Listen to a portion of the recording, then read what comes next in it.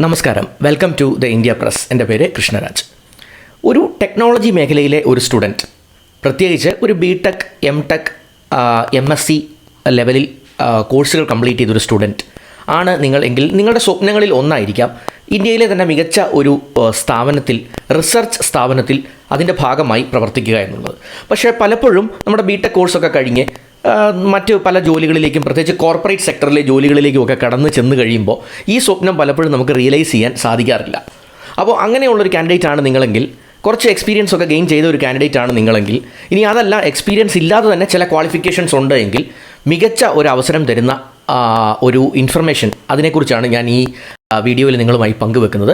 IIT Kanpur നൽകുന്ന ഒരു research അവസരം ആണ് നിങ്ങൾക്ക്, അതല്ലെങ്കിൽ റിസർച്ച് മേഖലയിലെ തൊഴിൽ, റിസർച്ച് അവസരമല്ല, റിസർച്ച് മേഖലയിലെ തൊഴിൽ, അതാണ് ഞാൻ ഈ വീഡിയോയിലൂടെ നിങ്ങൾക്ക് പങ്കുവെക്കുന്നത്. Once again welcome back to this channel.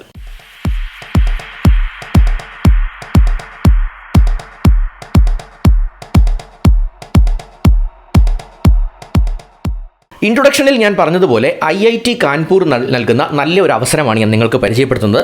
Research establishment officer തസ്തികയിലേക്ക് അവർ ആപ്ലിക്കേഷൻസ് ഇൻവൈറ്റ് ചെയ്തിട്ടുണ്ട്. അപ്പോൾ റിസർച്ച് എസ്റ്റാബ്ലിഷ്മെൻറ്റ് ഓഫീസർ എന്ന് പറയുമ്പോൾ 3 കാറ്റഗറികളിലായിട്ടാണ് അവർ അവസരം പറഞ്ഞിട്ടുള്ളത്. അപ്പോൾ ഈ 3 കാറ്റഗറികളിലുള്ള അവസരങ്ങളിൽ 5 വർഷത്തെ കോൺട്രാക്റ്റ് ആയിട്ടാണ് ഈ അവസരങ്ങളെല്ലാം തന്നെ വിളിച്ചിട്ടുള്ളത്. 5 ഇയേഴ്സ് കോൺട്രാക്റ്റ് ആണ്. പക്ഷേ ഏറ്റവും മികച്ച അവസരങ്ങളെന്ന് പറയാം. അതായത് 3 തസ്തികകളാണ്. ഒന്ന് സീനിയർ റിസർച്ച് എസ്റ്റാബ്ലിഷ്മെൻറ്റ് ഓഫീസർ, രണ്ടാമത് റിസർച്ച് എസ്റ്റാബ്ലിഷ്മെൻറ്റ് ഓഫീസർ ഗ്രേഡ് 1, മൂന്നാമത്തെ category research establishment officer grade 2.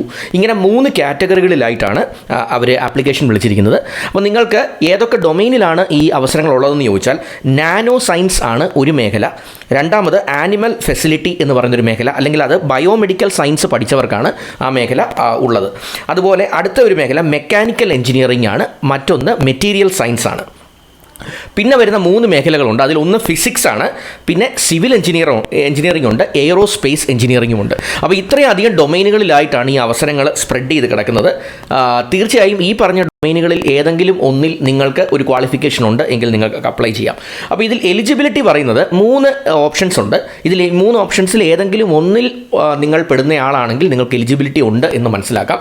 ഒന്നാമത്തേത് ഒരു PhD ഉണ്ടായിരിക്കുക, അതെങ്കിൽ ഈ മുൻപ് പറഞ്ഞ നാനോ സയൻസ്, ആനിമൽ ഫെസിലിറ്റി അല്ലെങ്കിൽ biomedical science, material science, mechanical engineering, physics, civil engineering, aerospace engineering, ഇതിൽ ഏതെങ്കിലും ഒന്നിൽ നിങ്ങൾക്ക് PhD ഉണ്ട് എങ്കിൽ നിങ്ങൾ എലിജിബിൾ ആണ്.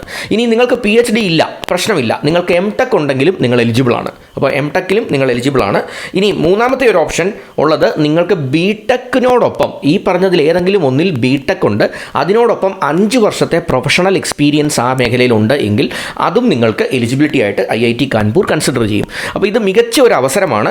നേരത്തെ സൂചിപ്പിച്ചതുപോലെ വളരെയധികം വേക്കൻസീസ് ഉള്ള ഒരു അവസരമാണ്.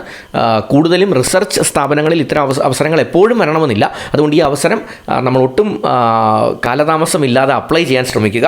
ഓൺലൈൻ ആപ്ലിക്കേഷനാണ്. അപ്ലൈ ചെയ്യേണ്ട ലിങ്ക് ഞാൻ ഡിസ്ക്രിപ്ഷനിൽ ഇട്ടേക്കാം. അപ്ലൈ ചെയ്യാനുള്ള സമയം, last date of application December 8 ആണ്. 8 December 2024 അപ്ലൈ ചെയ്തിരിക്കണം. അതിന് മുൻപായി അപ്ലൈ ചെയ്യാൻ ശ്രമിക്കുക. അപ്ലൈ ചെയ്യേണ്ട ലിങ്ക്, അതുപോലത്തെ എലിജിബിലിറ്റി ക്രൈറ്റീരിയ, ബാക്കി ഞാൻ ഈ വീഡിയോയിൽ പറഞ്ഞ കാര്യങ്ങളെക്കുറിച്ചെല്ലാം ഉള്ള ഡീറ്റെയിൽസ് ഞാൻ ഡിസ്ക്രിപ്ഷനിൽ ഇട്ടേക്കാം. അപ്പോൾ ഒട്ടും കാലതാമസമില്ലാതെ അപ്ലൈ ചെയ്യുക. Once again thanks for watching this video and wish you all the best.